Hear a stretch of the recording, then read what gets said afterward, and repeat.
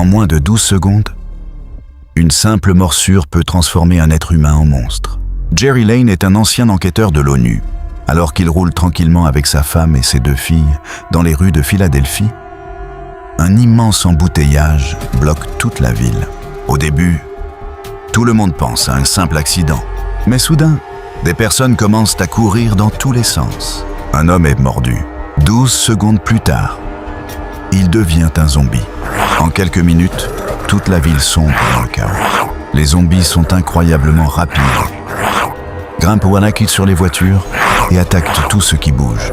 Jerry réussit de justesse à sauver sa famille et monte à bord d'un porte-avions militaire, devenu l'un des derniers refuges encore sécurisés. Mais pour que sa famille puisse y rester, Jerry doit accepter une mission presque impossible. Il doit parcourir le monde pour découvrir l'origine du virus. Son enquête le mène d'abord en Corée du Sud. Là-bas, il apprend que certains soldats se sont volontairement fait arracher les dents pour ne pas contaminer les autres s'ils étaient mordus. Puis il se rend à Jérusalem. Une immense muraille protège la ville des zombies. Tout semble enfin sous contrôle, jusqu'au moment où une femme se met à chanter. Le bruit attire des milliers de zombies. Ils s'empilent les uns sur les autres, comme une montagne vivante, et franchissent les murs. En quelques secondes, la ville entière est envahie. Jerry échappe de peu à la mort.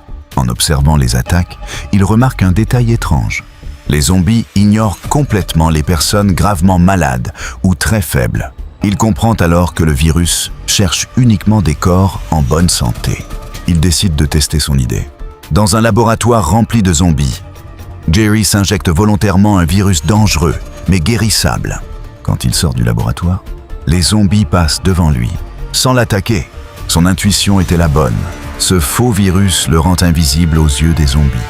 Grâce à cette découverte, les scientifiques mettent au point un traitement qui permet aux survivants de traverser les zones infestées sans être attaqués. L'humanité n'a pas encore gagné la guerre, mais elle vient enfin de retrouver un espoir.